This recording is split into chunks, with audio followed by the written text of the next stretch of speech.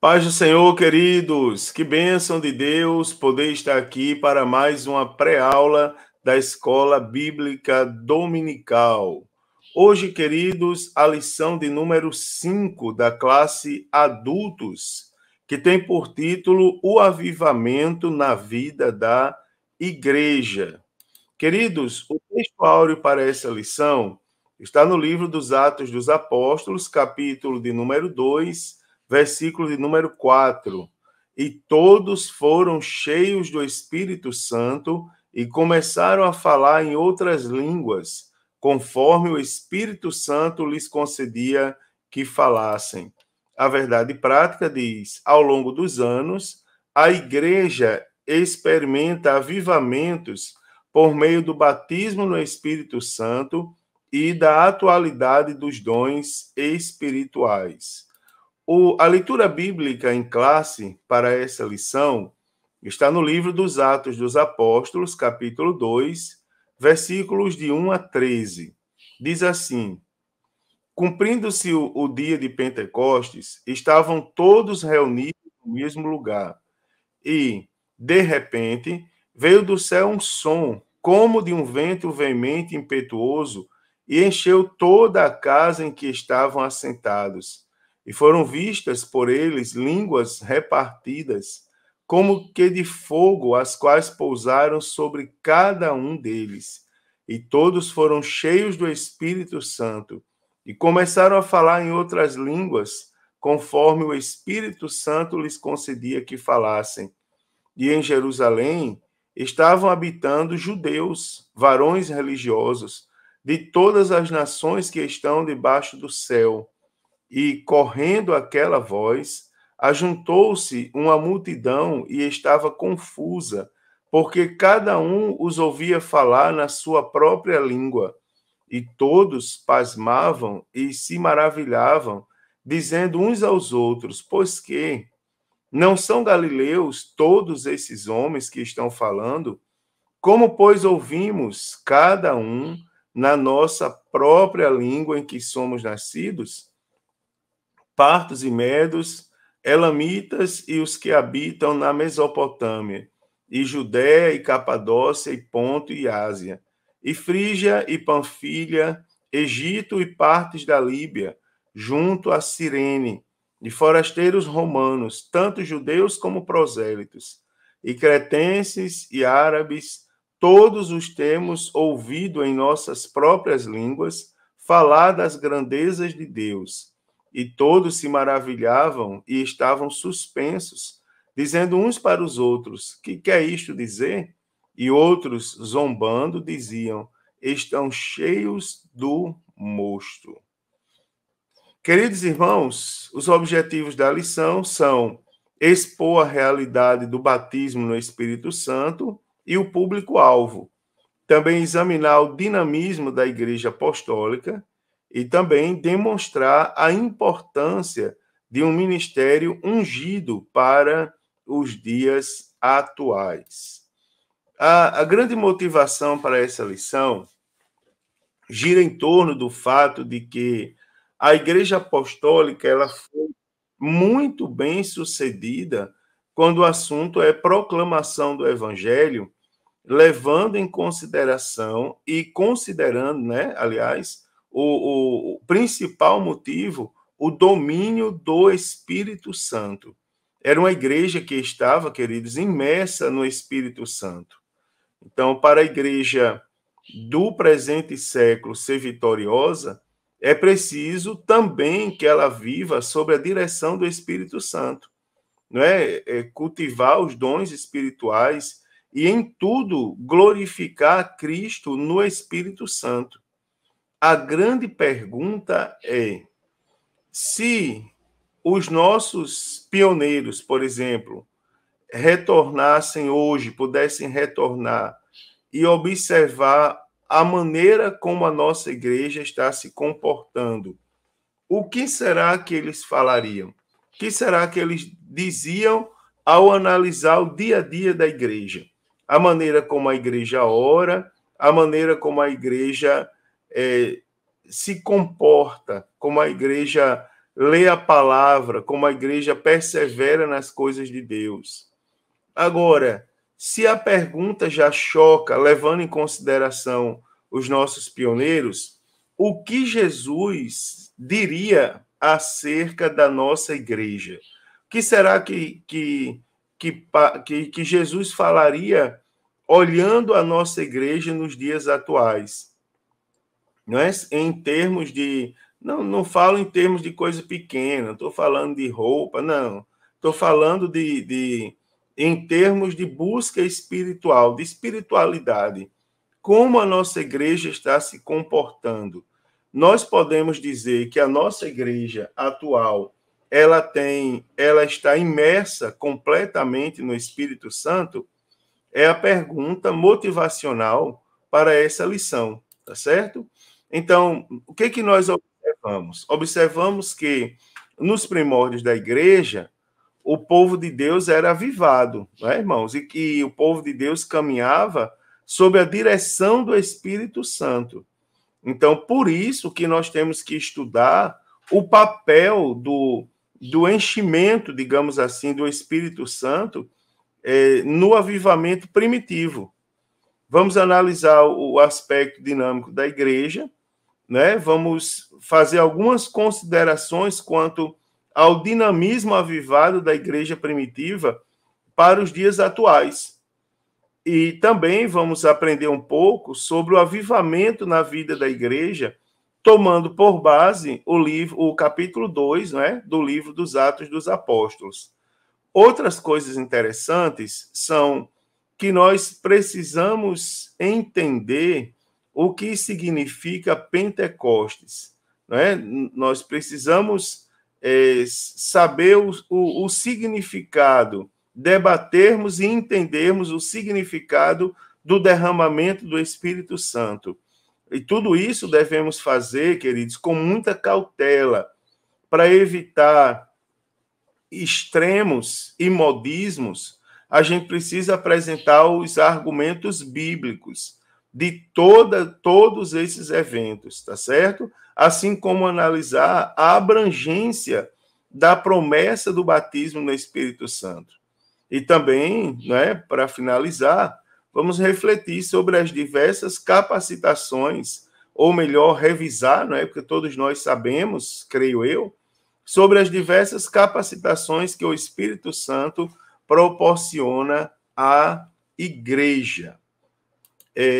Primeiro, vamos retomar um pouco o conceito de Pentecostes. O que significa Pentecostes?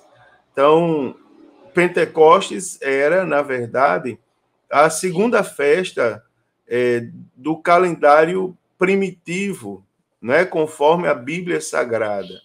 E essa festa ela podia ter até 3 nomes, tá certo? A festa da colheita, a festa das semanas e a festa do dia dos primeiros frutos, né? Cada uma com seu significado. O nome da festa entre os cristãos é Pentecostes, que tem por significado 50 dias depois da Páscoa, conforme está previsto na lei, né? 7 semanas mais um dia, que dá 50 semanas. Então, o nome colheita tem a sua razão de ser, né? A festa acontecia no período da colheita dos grãos. Agora, a denominação mais difundida no Antigo Testamento era a festa das semanas, exatamente porque ela era realizada 7 semanas depois da Páscoa, tá certo? Então, é um significado, digamos, básico aí do termo Pentecostes. E acerca do derramamento do Espírito Santo no dia de Pentecostes. Tem alguns fatores que nós devemos levar em consideração. Primeiro é que foi uma promessa, tá certo? Foi uma promessa que foi profetizada, a promessa de Deus, que foi profetizada pelo profeta Joel, não é? Nós sabemos ali, os jovens terão visões, os velhos sonhos, né? Aquela promessa lá conforme está escrito no livro do profeta Joel, também uma promessa lá no livro do profeta Isaías, né? Uma promessa que foi predita também por João o Batista e pelo próprio Jesus. Né? Lembre-se, ficar em Jerusalém até que do alto sejais revestidos. Né? Então, revestido de poder. Então, os irmãos observam que foi primeiro que foi uma promessa.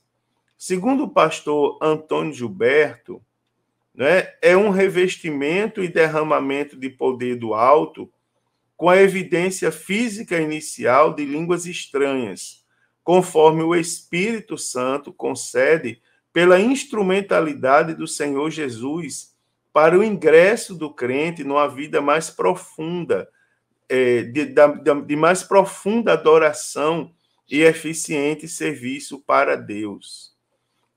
Quem é batizado no Espírito Santo, né, irmãos? Eles são capacitados, em outras palavras, para o serviço a Deus.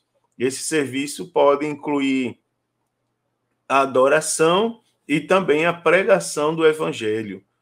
Uma curiosidade aqui é que a pergunta de que por que Jesus escolheu o dia de Pentecostes para enviar o outro Consolador, para revestir as pessoas da virtude do Espírito Santo.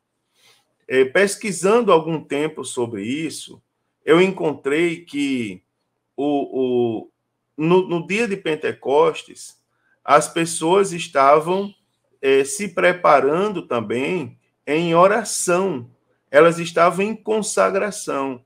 Por exemplo, Jesus não mandou os crentes ao cenáculo, não é? Por acaso. Ele não mandou o povo a Jerusalém por acaso. Ele mandou porque ele sabia que quem estava em Jerusalém naquele período estava em consagração, em jejum e em oração para oferecer as primícias a Deus. Né? Então, o clima em Jerusalém era um clima de adoração, era um clima de busca por Deus. Né? Era um clima de purificação espiritual, né? de aproximação de Deus. Então, você observa que quem estava naquela hora, no dia de Pentecostes, e recebeu o revestimento do alto, eram pessoas que estavam preparadas espiritualmente para receber. Não eram qualquer pessoas e não estavam de qualquer maneira. Isso aqui é muito interessante. Queridos, quanto aos fundamentos bíblicos e a abrangência do batismo no Espírito Santo. Então, o batismo no Espírito Santo, nós podemos dizer que é a externalização de uma experiência reconhecível, audível e visível.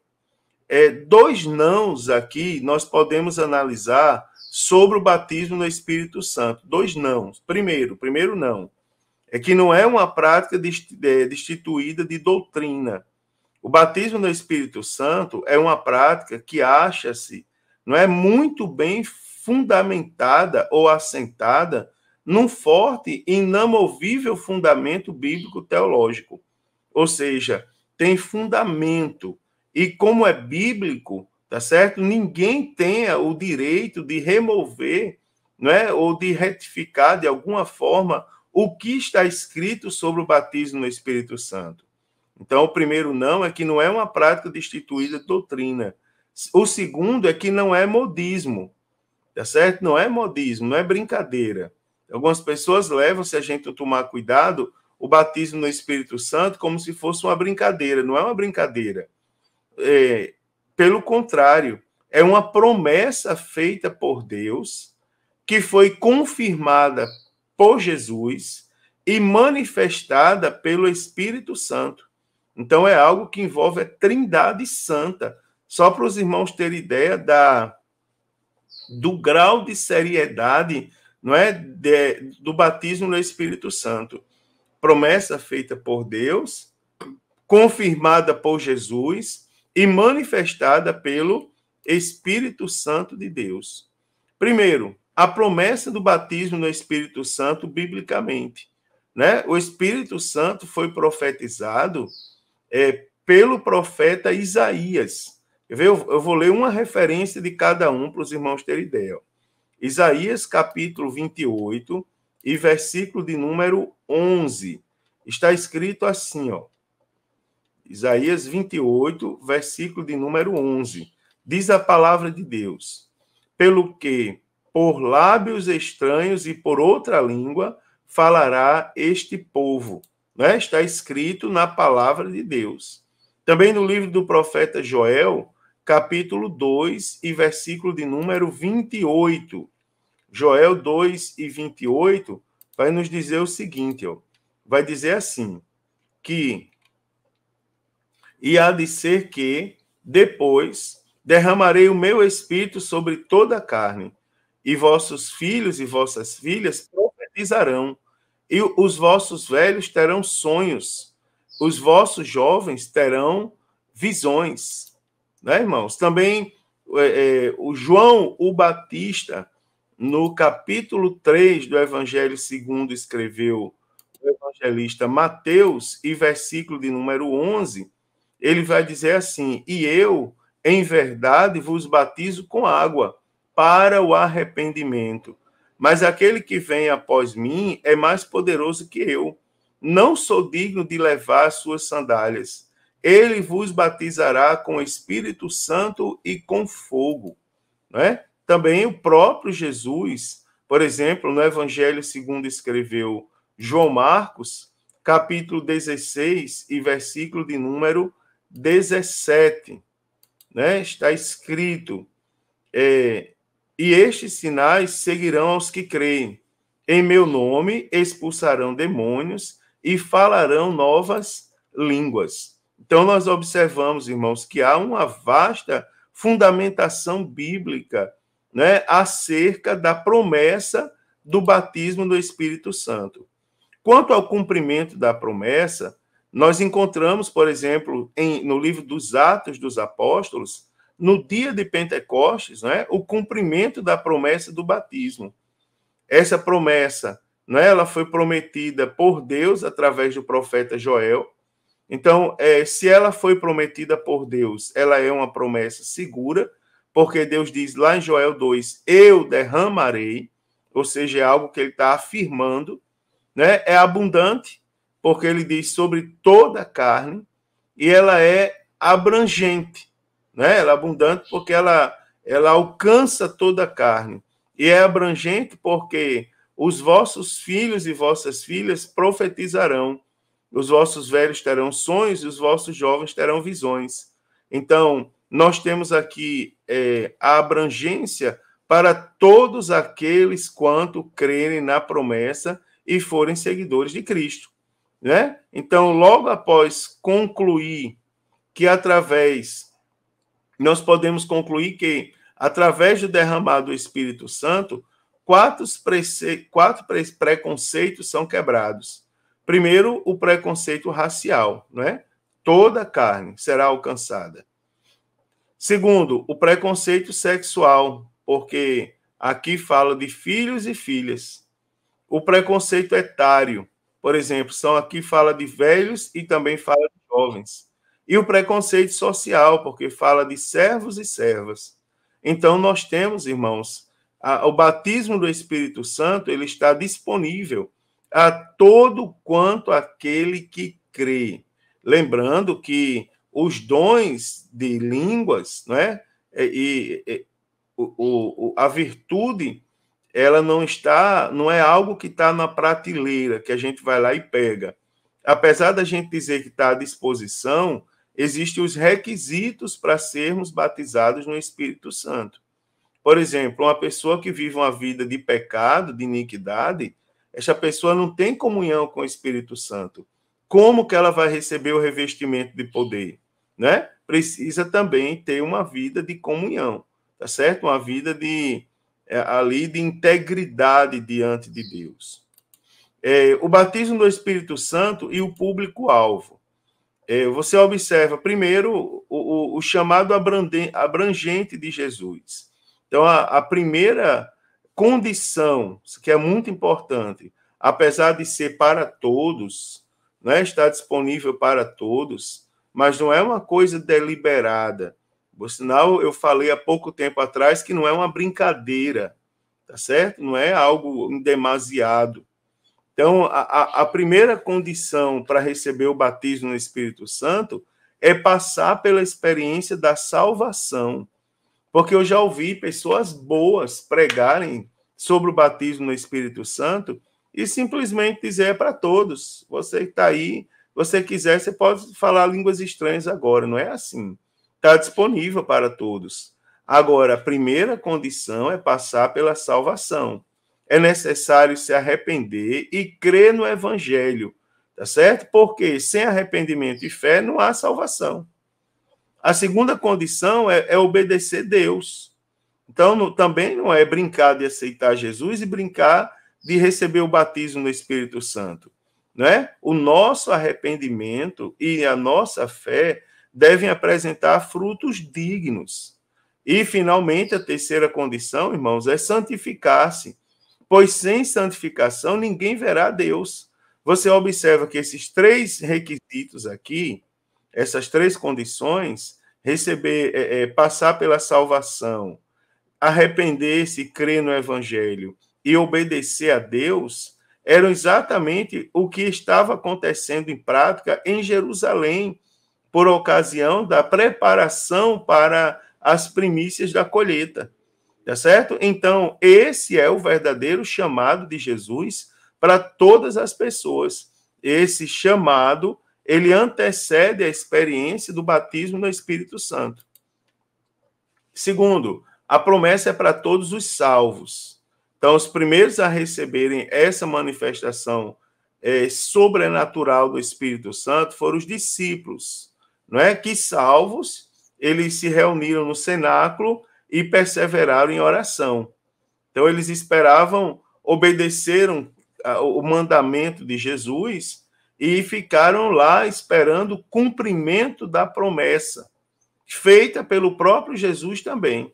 Aí a Bíblia diz que, de repente, porque o tempo não é nosso. Esse de repente aqui também, de um tempo para cá, também virou brincadeira, não é? Eu ouvi uma excelente mensagem falando sobre o de repente. Agora também já ouvi algumas brincadeiras. Então, não é brincadeira, não é uma coisa assim, de repente, uma brincadeira tal. Não, não é isso. Não é folia. Isso aqui, esse de repente, ele representa que o tempo não é nosso. Esse de repente, ele representa que o tempo é de Deus. Quando o evangelista Lucas registra que, e de repente veio do céu um som, né, como que de um vento veemente e impetuoso encheu toda a casa, esse de repente aí, ele identifica que a condição para o batismo, o tempo para o batismo no Espírito Santo não é nosso. O tempo é de Deus. É Deus quem manda. Então, de repente, ou seja, todos foram surpreendidos, de certa maneira, o Espírito Santo foi derramado sobre todos os que estavam reunidos e, com um detalhe, assentados na casa.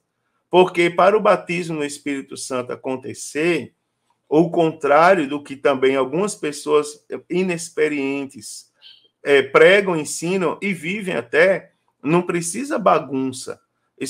Pentecoste não é sinal de bagunça. Pentecoste é sinal de organização. Você observa aqui como os discípulos estavam quando o Espírito Santo chegou. Eles estavam assentados na casa. Sabe quando a Bíblia diz que eles se colocaram de pé? A Bíblia diz que eles se colocaram de pé quando o apóstolo Pedro se pôs de pé, e a Bíblia diz, e juntamente com os 11.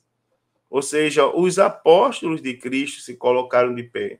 Mas se eles só se colocaram de pé depois, significa dizer que antes e durante todos os eventos do batismo no Espírito Santo, não é?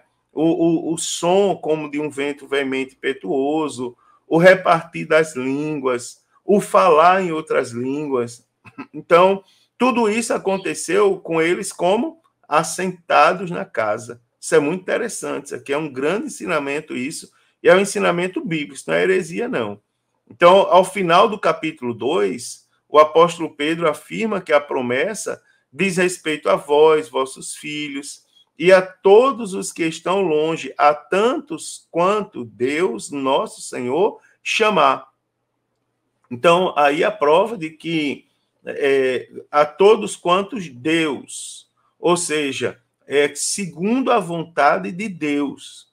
Então, novamente eu vou dizer, está à disposição, mas não significa dizer que é algo deliberado, não é que é algo que não tem requisito. Não, não é isso. Tire isso da sua cabeça, se você tem isso na sua cabeça. Então, o texto bíblico, ele atesta a abrangência atemporal e perene da promessa. Então, o batismo no Espírito Santo é para todos os salvos, em todas as épocas e culturas geográficas, tá certo? Aqui nós aprendemos a abrangência atemporal e perene, não é? Ou seja, ela permanece, tá certo? É algo que permanece, não é algo que passou. Tanto ela permanece, não é? Como ela permanece pelo tempo e ela não tem, digamos, expectativa de término antes da volta do Senhor Jesus. Não existe, né?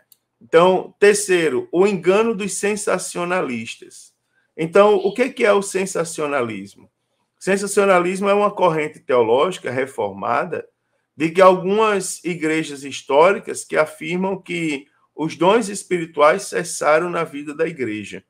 Então, segundo essa corrente, o batismo no Espírito Santo e os dons espirituais eram apenas por dias apostólicos, né? Então, há o que o autor da lição chama de ginástica de interpretação bíblica para justificar essa invencionice histórica, tá certo? Outros ainda, que segundo alguns teólogos, afirmam que o batismo no Espírito Santo é a própria conversão, né? Isso que é importante, irmãos, a gente saber, porque eu costumo dizer, quando eu estou dando aula ou ensinando a minha igreja, eu costumo dizer aos irmãos que é importante nós sabermos sempre que nós não estamos só, tá certo? Não estamos, enquanto nós falamos o batismo no Espírito Santo, por exemplo, baseado na Bíblia Sagrada, levando em consideração o que diz a Bíblia, existem outras pessoas que levam em consideração outras interpretações, outros argumentos. Por exemplo, inclusive argumentos fora da Bíblia. Existem pessoas que dizem que quando você aceita Jesus, você é templo e morada do Espírito Santo, então você já é batizado. Outros brincam, né? Até outros ensinam as pessoas a falarem línguas estranhas, e quando as pessoas aprendem, diz: pronto, agora você já é batizado no Espírito Santo.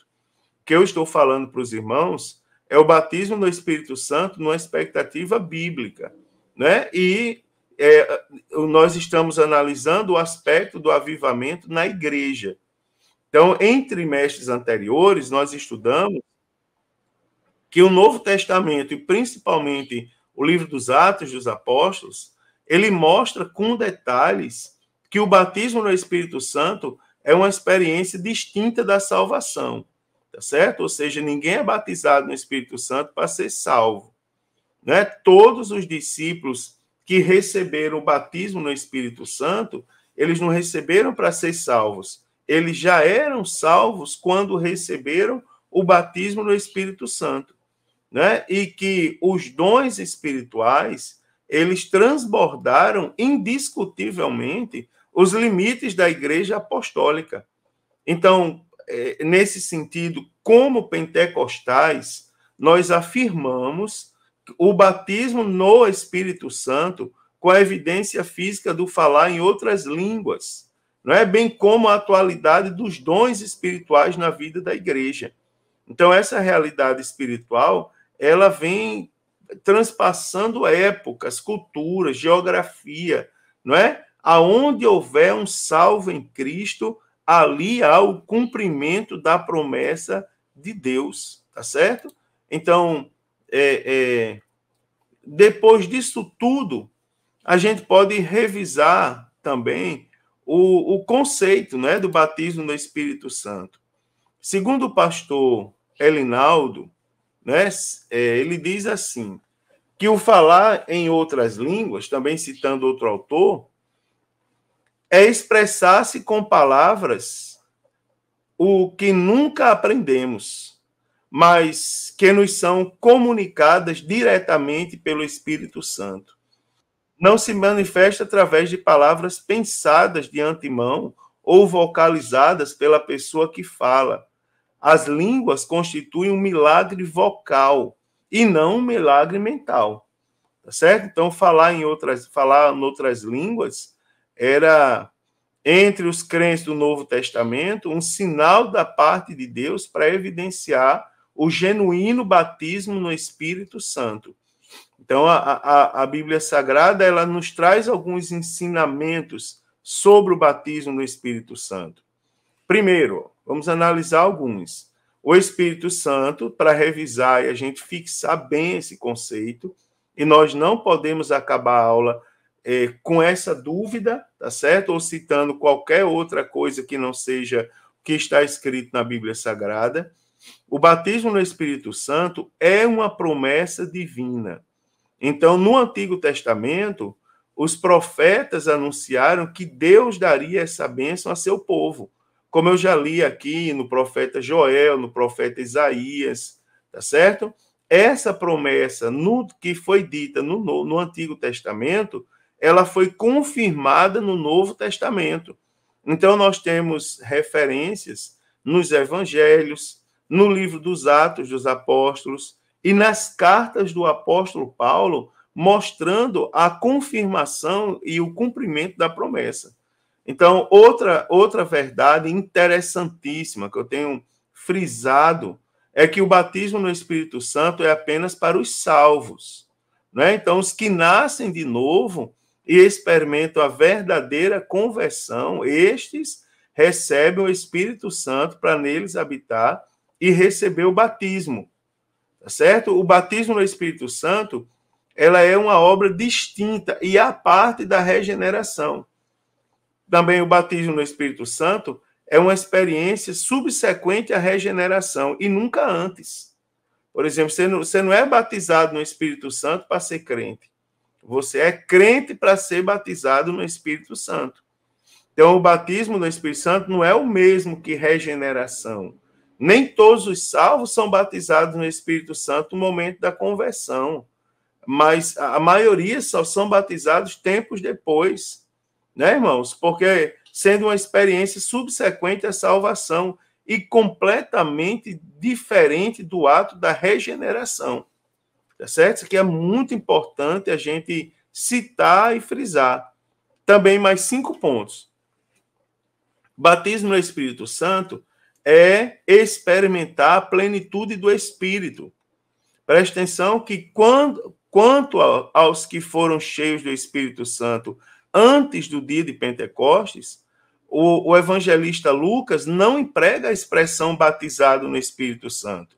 Então, esse evento só ocorreria depois da ascensão de Cristo no dia de Pentecostes, não é? Foram cheios do Espírito Santo. É tanto que no texto de Atos 2, a Bíblia é tão perfeita que ela coloca o batismo no Espírito Santo depois de ser cheio, confirmando que a expressão que era usada antes, ela não diz respeito ao batismo. O batismo foi inaugurado no dia de Pentecostes, não é? Por exemplo, no dia de Pentecostes diz, e todos foram cheios do Espírito Santo, aí tem o I, ou seja, o I, o E sem acento, ele tem som de I.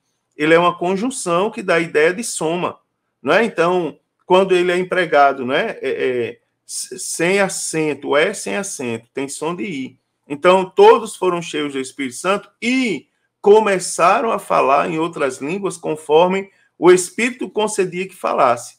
Ou seja, nós temos 2 eventos, ser cheios do Espírito Santo e depois começar a falar em outras línguas conforme o Espírito Santo concedia. Tá certo? Também a evidência inicial do batismo no Espírito Santo é o falar em outras línguas. Então, é algo que só Deus pode dar, tá certo? Só Deus pode dar. Por quê? Essas outras línguas, como eu já adiantei para os irmãos, não são línguas que nós sabemos falar, não são, tá certo? Porque isso aí seria uma capacitação nossa, mas não é. O batismo no Espírito Santo é uma capacitação de Deus. Então, são línguas, e a gente usa o termo em outras línguas, ou até mesmo línguas estranhas, porque são línguas que nós não sabemos intelectualmente, são línguas dadas por Deus. Então, Deus deixou essa evidência, não é, para testificar o batismo no Espírito Santo, para atestar o batismo no Espírito Santo. Então, falar em outras línguas é a manifestação sobrenatural do Espírito Santo, e é uma expressão vocal, não é? Mediante a qual o crente fala numa língua que nunca aprendeu ou estudou.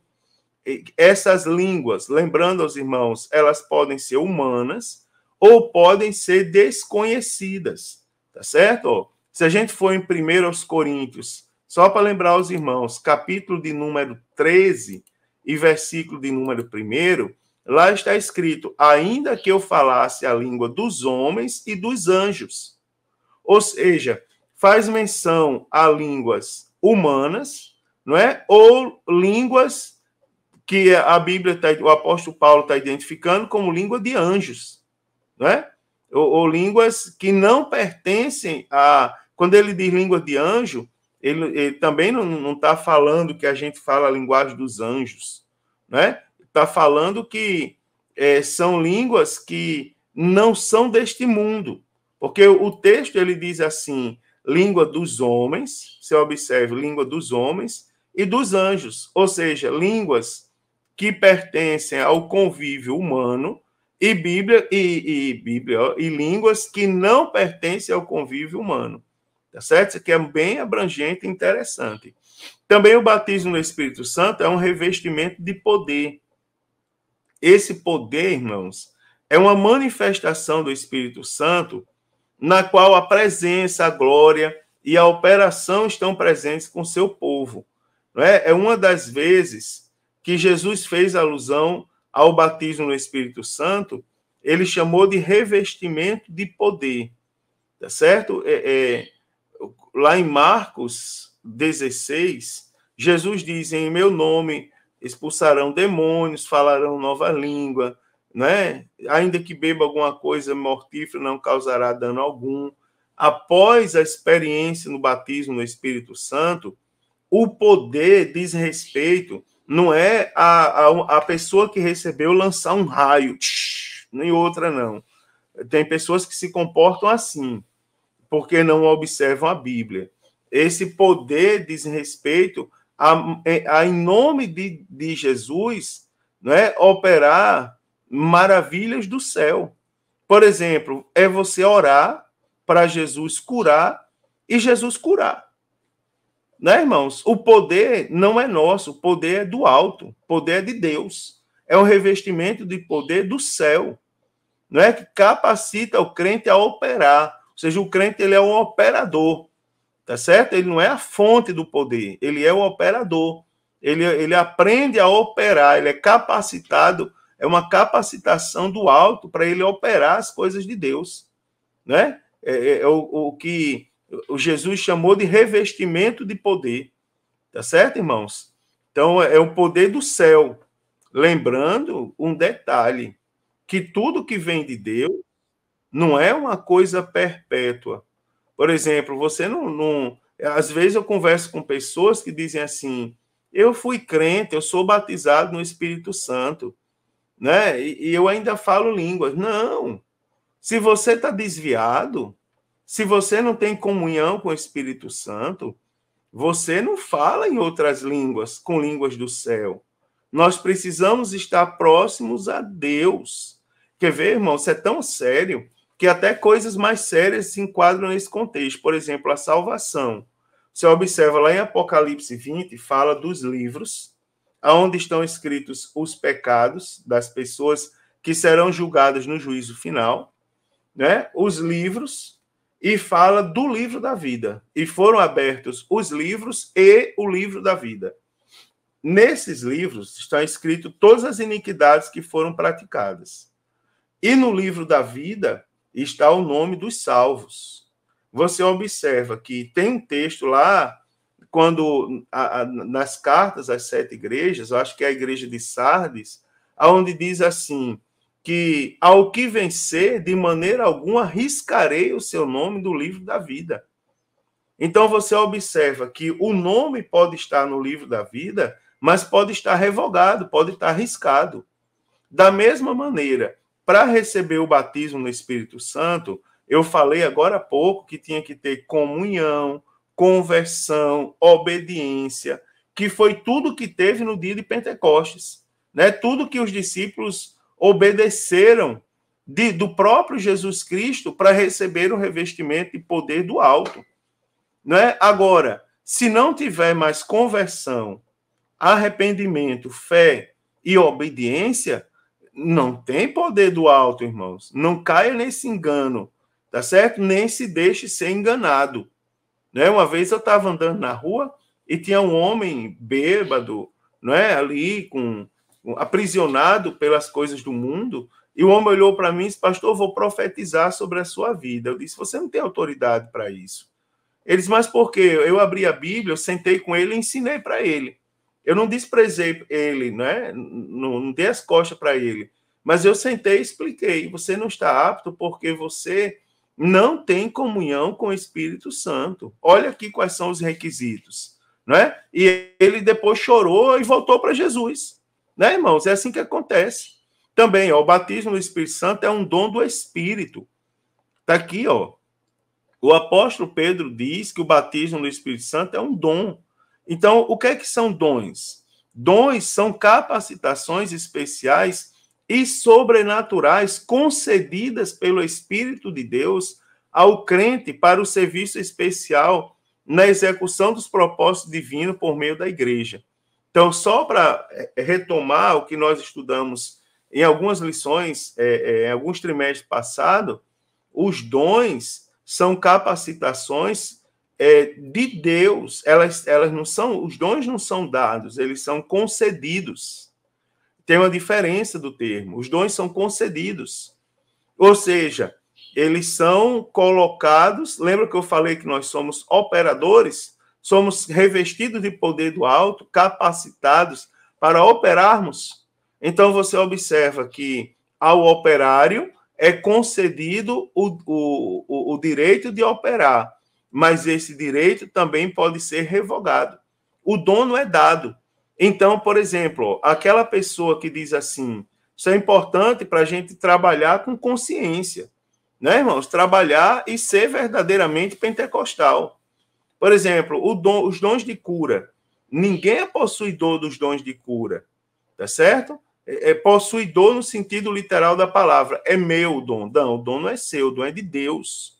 E ele concedeu a você para você trabalhar na execução dos propósitos divinos por meio da igreja.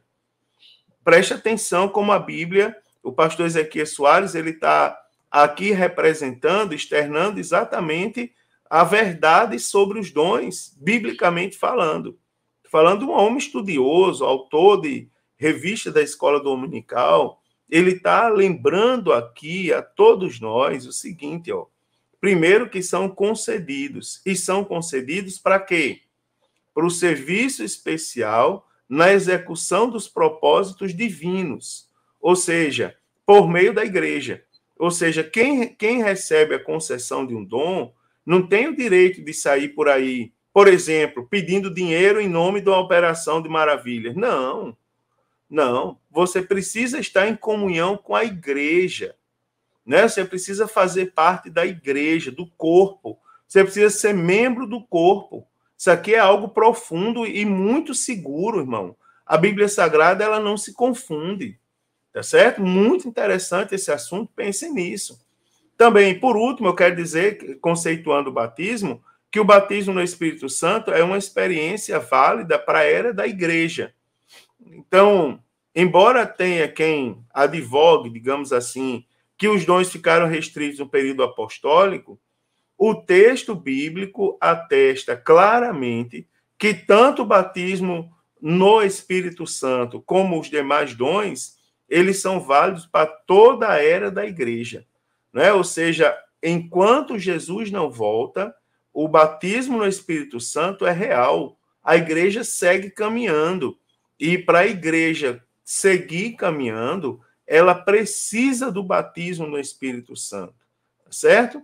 Então, o testemunho bíblico e histórico, ele confirma que os dons espirituais são vigentes para todo o período da igreja, né, irmãos? Nós vivemos a dispensação da igreja, né? A igreja de Cristo, a igreja que tem por missão santificar-se e proclamar as boas novas de salvação, tá certo? Então, nós vivemos a realidade do batismo no Espírito Santo e também da concessão dos santos dons espirituais.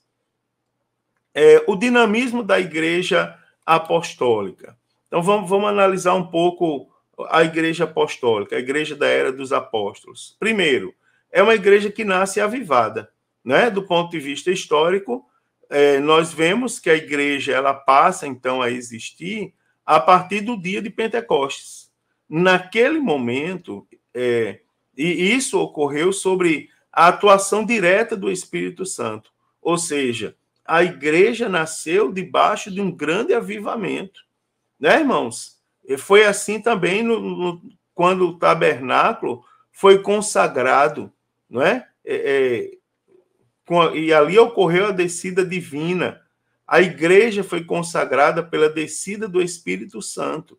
Então, ali, no dia de Pentecostes, o Senhor da igreja iniciou o maior avivamento da história humana. Embora o maior avivamento da história humana, ele foi vivido quando Cristo esteve no mundo. Nós aprendemos na lição passada, no que nós lutamos, buscamos, né, irmãos? Pregamos sobre as bênçãos, sobre a manifestação dos dons. Jesus praticou tudo isso em vida, né? Enquanto homem na terra, enquanto caminhava na terra. Após a era de Jesus, tá certo? Após Jesus ir ao céu, né? O maior avivamento da história ocorreu no dia de Pentecostes.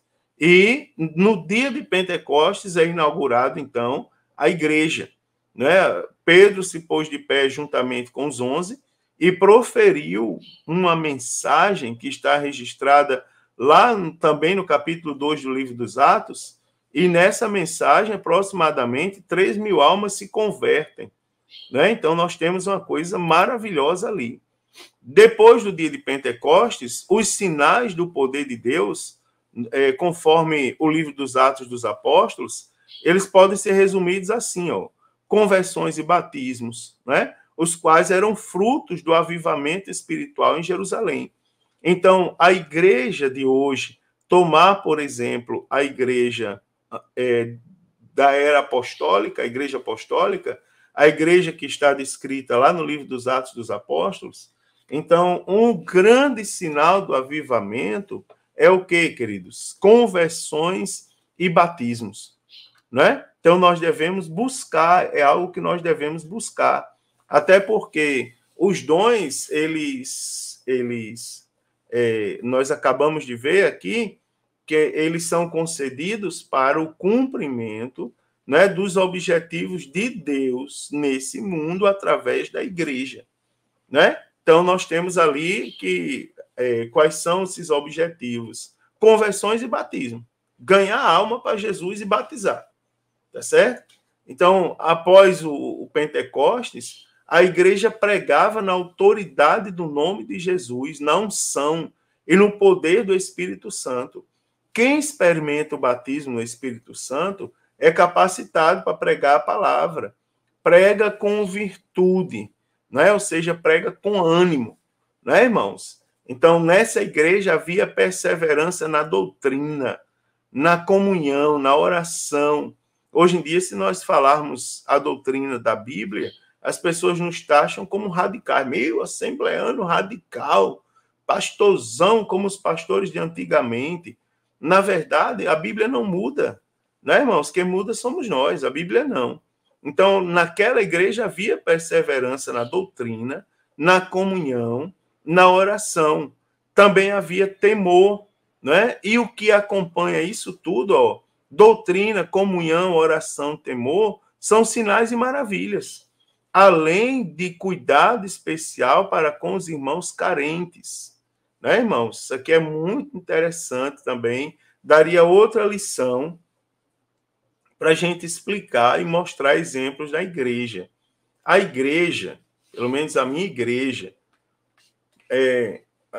por mês, a igreja, e isso acontece na maioria das nossas igrejas espalhadas pelo Brasil, ela distribui toneladas de alimentos.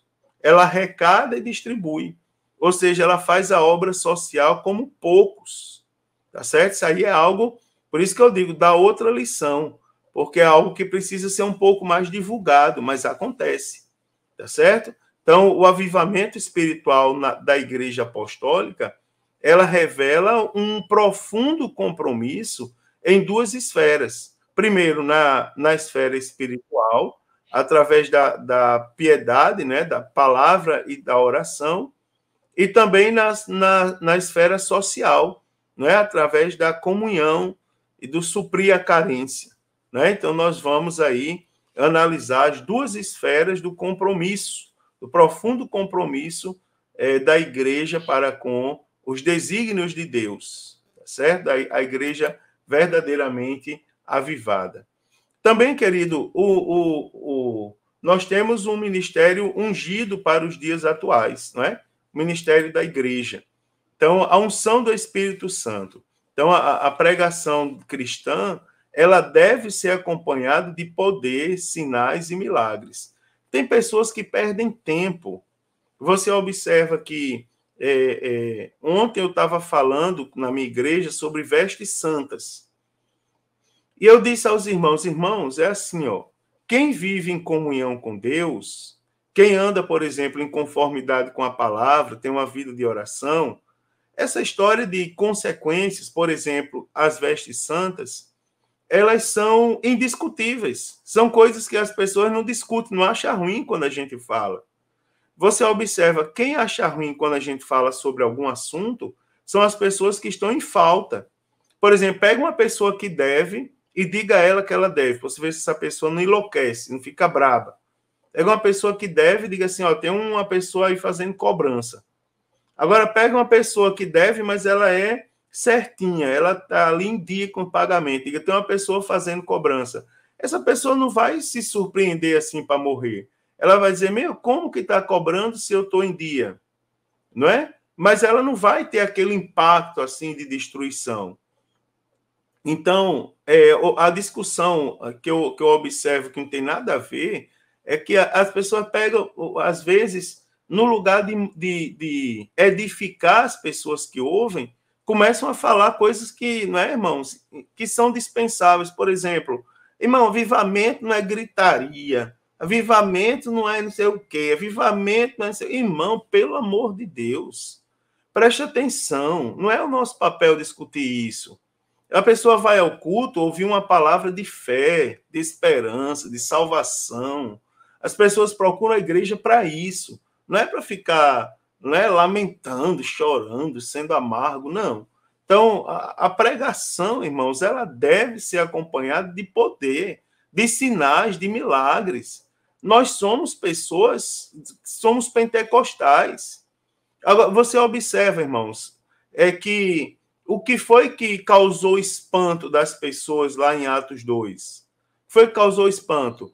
Foi bagunça? As pessoas que estavam no cenáculo estavam bagunçando?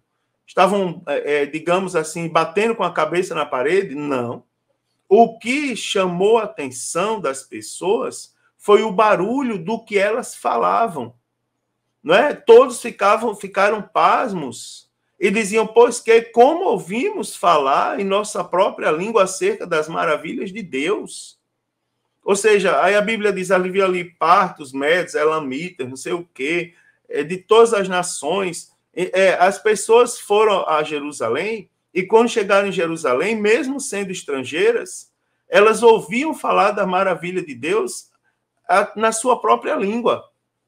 Então, o falar, irmãos, o barulho das vozes foi o que chamou a atenção Então, você observa no nosso culto pentecostal, no meio da atividade pentecostal da igreja, existe o falar. A Bíblia Sagrada diz que em todo tempo todos gritam glória. Então, nós temos em nosso meio o bom costume de glorificar Deus, de exaltar Deus, de falar em outras línguas. Você observa, mesmo falando baixo, mas você observa um grupo de 20 pessoas falando em línguas baixas, aquilo dá um zum, zum, zum. Né, irmãos? Causa barulho. Quem está do lado de fora se espanta pelo que está ouvindo as pessoas falarem. Então, nós temos também poder, sinais, milagres. Esses sinais, eles podem ser manifestos, através da salvação de vidas, né? Expulsão de demônios, imposição de mãos sobre os enfermos para serem curados, conforme Jesus declarou que acontecia. Então, o ministério avivado, ungido pelo Espírito Santo, ele é indispensável à missão da igreja nesses dias. Então, eu vou dar um conselho para os irmãos. Se algum dos irmãos que estão participando comigo da pré-aula estavam discutindo coisas dispensáveis, pare de discutir e volte-se exclusivamente, né, ao foco. Vamos pregar o evangelho, vamos orar para Jesus curar as pessoas, para Jesus libertar as pessoas. Quantas mulheres curvadas, e homens até, entram nos nossos templos esperando que a gente coloque a mão sobre eles e eles sejam libertos dos demônios que oprimem. Né, irmãos? Que é interessantíssimo. Então, está incluso na missão da igreja. Também, irmãos, autenticado por Deus. Então, o ministério ungido não se desenvolve apenas por intermédio dos instrumentos formais e acadêmicos dentro dos padrões hermenêuticos, exegéticos, homiléticos da pregação. Então, todos esses instrumentos, né, a homilética, a hermenêutica, a exegese, elas são importantes para o aprimoramento dos obreiros, com certeza. Eu sou formado em teologia, dou aula, tá certo? Na faculdade de teologia. Mas só esses instrumentos não bastam. É preciso que Deus aprove o trabalho do obreiro. Foi o que aconteceu com Marcos, não é? Quando Jesus autenticou a pregação dos discípulos, confirmando a palavra com sinais que se seguiam. Tá certo? Então, a gente lê lá no Evangelho segundo escreveu Marcos, Jesus autenticando. Ou seja, Jesus mostrando que aquilo era verdadeiro e tinha aprovação dele. Então, o modelo da pregação no Novo Testamento é uma mensagem confirmada por meio dos sinais e prodígios de Deus. Tá certo? Também, uma igreja ungida ou um ministério ungido, ele glorifica a Cristo. Tá certo? Isso aqui também é uma observação muito interessante. O ministério ungido pelo Espírito Santo glorifica a Cristo e não ao homem. Então, não por acaso, o nosso Senhor declarou que a missão do Espírito Santo é glorificá-lo. Lá em João, capítulo 16, versículos de número 13 e 14, está escrito assim, está escrito da seguinte maneira: mas quando vier aquele Espírito da verdade, ele vos guiará em toda a verdade, porque não falará de si mesmo, mas dirá tudo o que tiver ouvido e vos anunciará o que há de vir. Ele me glorificará, porque há de receber do que é meu e vou-lo há de anunciar. Então, você observa que o ministério ungido glorifica a Cristo. Quando o apóstolo Paulo escreve aos Coríntios, lá em 1 aos Coríntios, capítulo 10, versículo 31, ele diz assim, o princípio da glória de Deus, é um princípio clássico da ética cristã. Ele diz assim, portanto, quer comais, quer bebais, ou façais qualquer outra coisa, fazei tudo para a glória de Deus.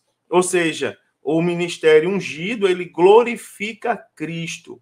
Então, Deus em Cristo, ele deve ser glorificado através de nossa instrumentalidade na obra do Senhor. Né? Então, a igreja avivada, é uma igreja que glorifica a Cristo.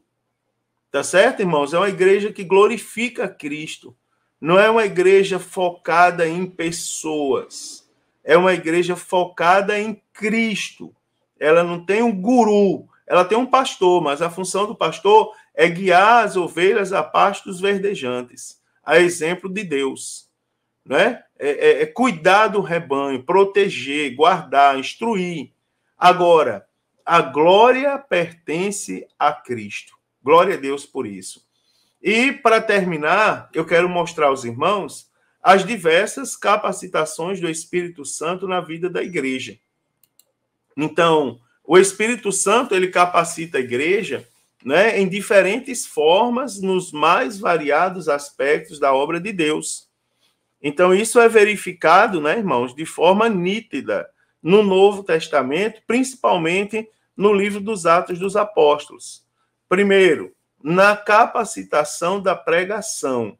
Então, o Espírito Santo, ele torna apto o crente que se dispõe a proclamar o evangelho de Jesus Cristo. O que é que o Espírito Santo faz? Ele concede unção e ciência da palavra, ou seja, conhecimento da palavra. Então, quando lermos a Bíblia, nós devemos pedir a companhia do Espírito Santo. Por quê? O Espírito Santo é o intérprete por excelência das Escrituras. O Espírito Santo nos esclarecerá sobre o real sentido das passagens bíblicas e ele nos impulsionará a pregarmos com ousadia aquilo que deles aprendemos. Né? Então, nós temos vários exemplos. Então, por exemplo, logo após o revestimento de poder, o apóstolo Pedro proferiu uma grande mensagem, com ousadia e determinação. Não é? Quase 3.000 almas se converteram. Depois pregou de novo, ganhando mais de 2.000 almas. Né, irmãos? Então, a unção do Espírito Santo foi algo também intenso na pregação do diácono Estevão.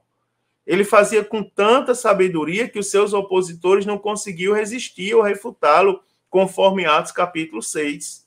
Não é? Uma das mais belas pregações da Bíblia Sagrada. Ele fez uma síntese da história de Israel. Você não leu ainda? Leia Atos capítulo 6. Não é? Ele demonstra, com base no Antigo Testamento, que Jesus era o Cristo. Então, também analisando o apóstolo Paulo, dentre as suas pregações, a gente pode destacar algumas. Por exemplo, a pregação no Areópago de Atenas, diante daqueles que representavam a nata, digamos assim, do conhecimento filosófico da época, a pregação no Templo de Jerusalém, a pregação perante o Sinédrio, onde estavam sacerdotes e anciãos, a pregação perante os governantes, os governadores Félix, e também a pregação perante o rei Agripa, não é? Então, nós temos grandes pregações aí, que são frutos da capacitação, não é, do Espírito Santo de Deus. Também a capacitação mediante a operação de sinais e maravilhas. Né? Então, o Espírito Santo, ele prestou sua cooperação com os discípulos através de milagres e maravilhas. Né? Quando nós lemos sobre os primórdios da igreja, nós vamos observar, irmãos, como foram importantes, né, as intervenções sobrenaturais no que diz respeito à expansão do reino. Por exemplo, através da cura do coxo de nascença, o nome de Jesus Cristo se fez notório e uma larga porta se abriu para a evangelização, conforme Atos capítulo 3. Né? Pela revelação do Espírito, o apóstolo Pedro conheceu Ananias e Safira, né? Conheceu que Ananias e Safira fizeram um acordo, dando-lhes uma irresistível sentença. Então, esse acontecimento fortaleceu a autoridade apostólica e gerou um grande temor em toda a igreja.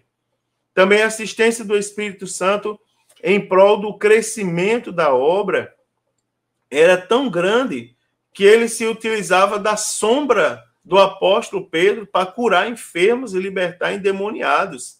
E isso atraía multidões de Jerusalém, né, e de grandes cidades circunvizinhas. Né? Os apóstolos foram milagrosamente tirados da prisão a fim de continuarem a obra de Deus. o Espírito, não é, irmãos? O Espírito cooperava com Estevão, com milagres e maravilhas. O Espírito arrebatou Filipe, né, até Azoto, com o objetivo de evangelizar outras cidades. E também a cura do coxo de nascença, que atrai multidões no ministério do apóstolo Paulo. Né? Até os lenços e aventais do apóstolo eram utilizados para curar. Então, nós temos aqui a capacitação do Espírito Santo à igreja mediante a operação de sinais e maravilhas. E aqui também cabe aquela famosa observação de que cuidado com a inexperiência, né, irmãos? Cuidado com... a gente, às vezes, olha com certa cautela o argumento dos mais novos na fé, particularmente daqueles que nunca leram a Bíblia Sagrada. Por exemplo, nós não cremos na bênção, nós cremos no Deus da bênção. É uma verdade. Agora, preste atenção que a multidão seguia Jesus por causa dos sinais e das maravilhas. Deus foi quem quem concede dons à igreja. E ele concede dons com o sentido, né, irmãos, com o objetivo de proclamar o evangelho, de confirmar a pregação do evangelho. E o objetivo é ganhar, aproximar pessoas de Deus.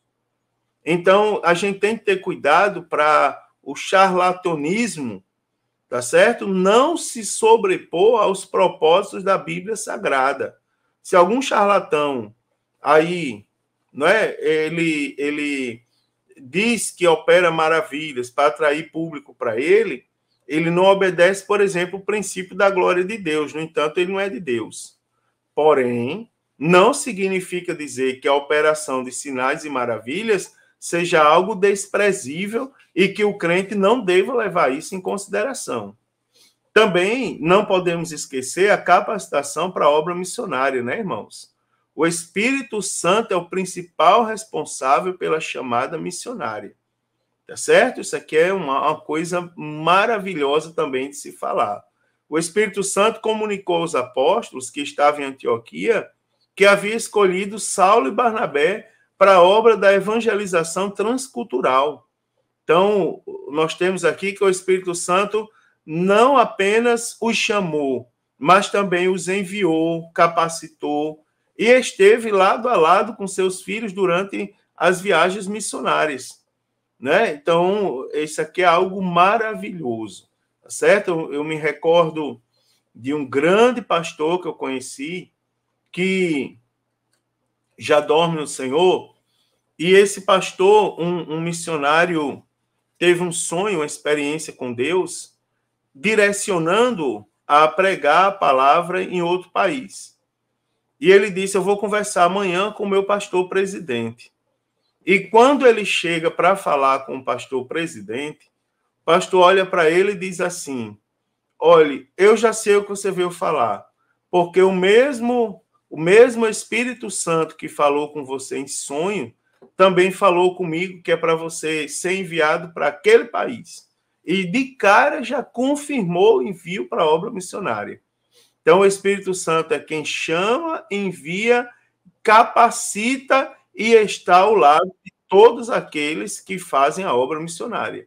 Tá certo? Todos aqueles que são chamados por Deus para fazer a obra missionária. E, por fim, a capacitação mediante os dons espirituais e ministeriais. Eu já falei sobre isso, mas eu quero só fazer uma ressalva, é que, mostrando aos irmãos que os dons espirituais, eles são manifestos com o tríplice propósito de, né, os dons espirituais, edificar, exortar e consolar os santos. Né? Esses dons espirituais estão descritos lá em 1 Coríntios 12, do versículo 4 a 11. Os dons ministeriais, eles são dados a crentes com uma chamada específica, né? A fim de promover o aperfeiçoamento dos santos e a edificação do corpo de Cristo.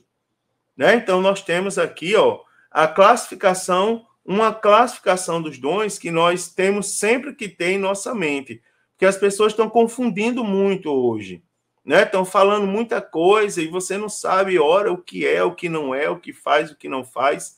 Não é isso, tá certo? Os dons espirituais são manifestos com o propósito.